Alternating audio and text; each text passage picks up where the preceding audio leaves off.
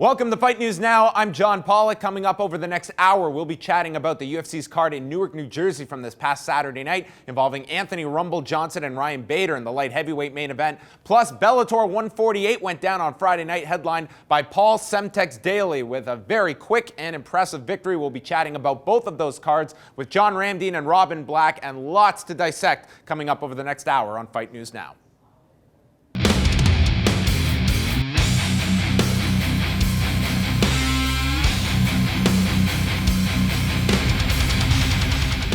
Here with John Ramdine and Robin Black to go through the UFC's card in Newark, New Jersey on Saturday night. It was headlined by a great performance by Anthony Johnson, needing only a minute and 26 seconds to finish Ryan Bader, doing so in a pretty bold fashion, and Ryan Bader quickly finding himself on his back. And once he lost that arm, he kind of put all of his eggs into that basket. And when it was over, I mean, there was just essentially no defense for Ryan Bader at that point off of his back. Oh yeah, it was the worst position you can possibly be in, face down with this guy on your back, and basically there's no way he can tell where the punches are coming from. So Anthony Johnson really had a sitting duck there in Ryan Bader, who seemed panicked right from the get-go. I think the goal was to try to out-wrestle Anthony Johnson for 25 minutes, exhaust this guy, but once the one thing didn't work, nothing else worked for him either. Really, this all started at the beginning. Like everything, it starts at the beginning. But he cat Zingano that. He really did. And there are moments when you're really overwhelmed by the moment where some options are flee the danger or just storm right out. We've seen it many times. We've seen it many times lately. Jose Aldo, one of the greats of all time, closed his eyes and bit down and did that at Conor McGregor. Man, that's the last thing you want to do with Anthony Johnson. Phil Davis tried that. He rejected the takedown. Phil Davis disengaged and went, oh my God, this guy's wrestling is way better than anybody led me to believe. From that moment that he's underneath AJ, where AJ's got his sternum on the back of his head, you gotta stop him going to the back. He's here, that arm is there to stop that. AJ flattened that arm, went to the back. That's the end of that. That's where that thing all went wrong. You skip forward to him flattened out, pounding. We all recognize it, but the turning point was him going to the back and getting around that arm. At that moment, that he was unconscious from that moment on. You talk about strategy that Bader shouldn't have gone right at Anthony Johnson, but what was the alternative? Because when we talked about the game plan, Anthony Johnson's just going to hunt you down. What are you going to do? This is the game of aggression. It's like, okay, was it Gretzky who said you lose if you don't take a shot? What is the saying? Yeah, you miss 100% of the shots you don't take. But Gretzky never got pummeled into unconsciousness when he missed some of the shots that he did take. That's true. But are you going to avoid the whole time? Yeah. You're not going to win a fight that way. You've got to create a combination of threat and movement. He didn't create any threat. He just went out and did it. He had to invite Anthony Johnson to attack him. We talked about this going in. He had to invite him to attack him, which of course sounds insane, but when he does that, at least he's committing. You can slip and hit him. You can't run from him. You can't storm into him. You have to engage him. And you might end up unconscious. I mean, that seemed to be the game plan of, get this guy, get through rounds 1 and 2, however you have to, and make this guy have to work for every inch he's going to gain on you.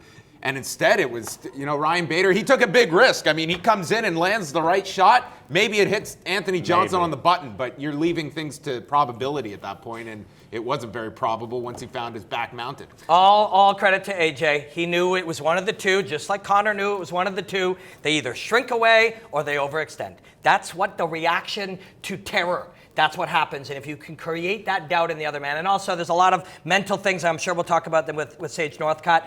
Aaron Simpson tried to devalue Anthony Johnson publicly and to his fighter. And you never benefit by telling your fighter that he's fighting a bum. You don't say, oh, this guy sucks, this guy can break. You don't devalue the opponent, you inflate the fighter. And by devaluing the opponent, it rarely works. Let's discuss the heavyweight bout involving Ben Rothwell and Josh Barnett. This was another tremendous performance from Ben Rothwell, once again locking that go-go choke, which he submitted Matt Mitrione with. I mean, to do it to a guy the stature, the level of a Josh Barnett. Shocking. It was an incredible submission. And on top of that, I mean, so much has been placed on Stipe Miocic and Alistair Overeem that I think this woke everyone up to the fact that Ben Rothwell is not only in that conversation, of those three, I think that this guy is the front runner. He's got a victory over Alistair, over him for one. Miocic, not all that long ago, lost to Junior Dos Santos. I think that Ben Rothwell, to me, he has put himself at the front of that list. And he's a character. He's a guy that I think more people will pay for pay-per-views opposed to Stipe Miocic. We all know who good this guy is. If it just comes down to the sport and the quality of athlete, Miocic, an amazing talent when it comes to his cage work, his movement, so on and so forth. But Ben Rothwell, he's a winner. On top of that, he has this persona and a character. He has a history in mixed martial arts, and I think more people would rather pay to see Ben Rothwell in a heavyweight matchup, heavyweight title fight, than they would with Stipe. And he just became a whole lot tougher to fight because that weapon, that submission, that's truth now. That's not like, well, maybe Mitrione just got caught. Yeah. This is Josh Barnett. This is Josh Barnett, one of the great submission fighters at heavyweight ever. And the submission itself is pretty awesome. I put it on you. How do you feel? Oh, man. Yeah. You're going to It's crush awesome. my throat. If you can get either palm to palm or using the fist or even the hard part of the arm, you can't wear one of these in there, and then you stuff the head either under the sternum or on that rib and you pressure it down. And then he went a little high elbow and added a neck crank that way. Collapses and destroys the soft tissue of your throat. The throat, go-go means throat, not neck, but throat. Destroy that soft tissue and the neck crank, and you tap because your body's being destroyed, not because blood's being cut off. That's a real weapon now. But the choke is cool. If you can figure out how to do it, you can do it on your friends. But setting it up is what's brilliant. Catching Barnett in it. If I ask Barnett to give me his neck and I take my time, maybe I won't. I wouldn't. But you might. Somebody might. But it's the catching of him in it. And when you go to shoot a takedown on him now, you have to deal with that reality. So maybe you don't shoot. If you're not going to introduce the ground, now he's even a more dangerous striker. But we've seen many times in the past where guys, once somebody's got a tool that they haven't seen before, it's just like the Travis Brown elbows, for example. It's like, okay, this is a real threat. We have to try to, we know that Ben Rothwell or Husamar Palhares, who's going to attack for a heel hook, we know that's their game. So that's something specific that we'll work on to make sure that we're never in those positions that they can inflict that damage. It's difficult when you're someone like Josh Barnett. I mean, taking that fight to the ground made a whole lot of sense, and you're putting your neck in there as you're trying to get a takedown off the cage. You're really lending yourself to that, similar to Travis Brown of a wrestler who's trying to take you down, and you're susceptible to those elbows. Josh Barnett figured that out as well back at 168. When you shoot in on a guy's leg and he's elbowing you, the small adjustment that had to be made was the head has to come up against the ribs. Now, instead of the head being elbowed, the tricep, the soft tricep bashes your ear and it doesn't hurt you. One adjustment. This submission, it isn't about getting out of the submission. I know this sounds pretty intuitive, but it's about not getting in the submission. That's what you have to figure out. And when that's the game, now Rothwell knows he's got a killer weapon. All of his training, how can I find different ways to get guys? Oh, they know how to not get in at that. Oh, wait, I got him this way. So that's pretty legit. And that's a real victory. That's a true victory at heavyweight. Of course. These were obviously big fights, but it seemed that the most discussed fighter coming out of this was Sage Northcutt, who lost to Brian Barbarina in the second round. The nature of which he submitted is the one that has been called into question. And this 19-year-old, he's been thrown onto trial now as a result of this. On the one hand, listen, this is the spotlight. This is what you've signed up for. And the criticism, whether it's fair, whether it's ugly at times, it does come with the territory when you're a star at this level of Sage Northcutt. This was a really tough loss for him.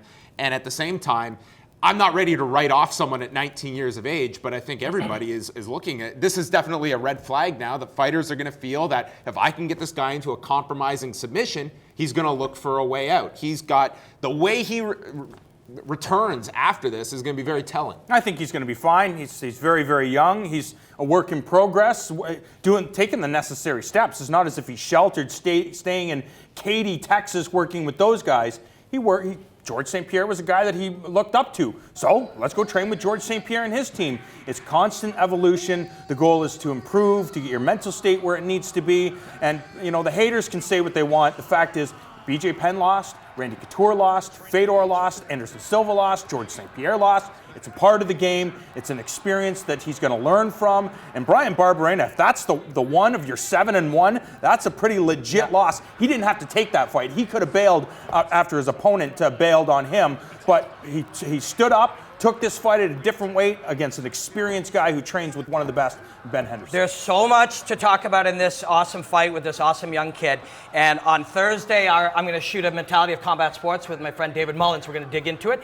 I've been talking to a professor of psychology, Tracy Trudeau, PhD in educational psychology. She did her thesis on studying high achievers in school, in education, and studying performance anxiety. And it's a very real thing. And there are very real touchstones here in how he's brought up, his relationship with his family, a lot of fascinating things. But what you must do here is look at this with no judgment, but with truth. You don't judge yourself or your fighter or somebody and say, oh, they quit. This isn't a case of saying, do we want vanilla or chocolate?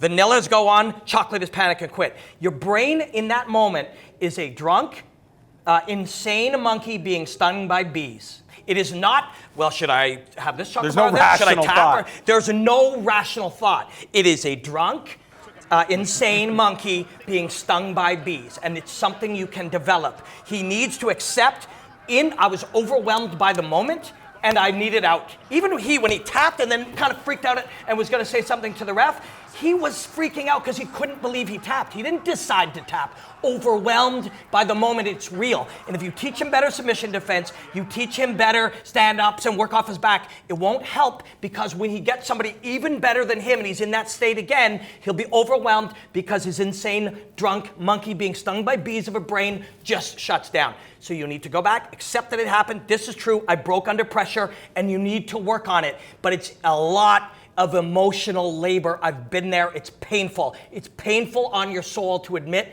that you don't have what it takes, but it can be developed. If you are Sage Northcutt, I mean, how do you and your camp around you address this? You mentioned TriStar. He did go there for a week or two, but he spent most of his time back in Texas. Does this mitigate a major move? Is this something that you go back to the drawing board? Is this something that you chalk up to, listen, he's 19 years of age, and don't overthink the problem? All of the above. I mean, again, you look at the fact that he made his UFC debut in October. It was kind of a fluke. It was the UFC kind of making a joke of the way the kid looked. Now he's in the UFC, and all of a sudden, he's a huge star. Everybody's hating on him because after his first contract, the UFC added more money, and after his second fight, they added even more money. So there's already... That one doesn't make any sense to me if your anger is directed at Sage Northcutt. There is not a fighter on this planet that will ever look at a figure and say, you know what? I'm not ready for this amount of money. This is too much. No, but the reason why those haters say it is because if I was in that position, I would have never, ever, ever tapped out but in half guard. You're right. At 19 years old, just being placed in that, he doesn't seem like the most complex guy. Ariel Helwani is talking to him today on his show. And at the time we're talking about this, we haven't seen it yet. If he says, you know, Ariel, we looked it over, and the truth is fighting is a very complex and intimidating and overwhelming thing, and I was overwhelmed in that moment. And I want to look at my hero, George St. Pierre, who tapped due to strikes. He was hurt, but he was overwhelmed with the drunk, stinging monkey, and he tapped. And George went and immediately developed his mental strength. He focused on it. It isn't how to block an overhand right that George studied after he lost to Matt Serra. It's how to perform at your optimum state mentally.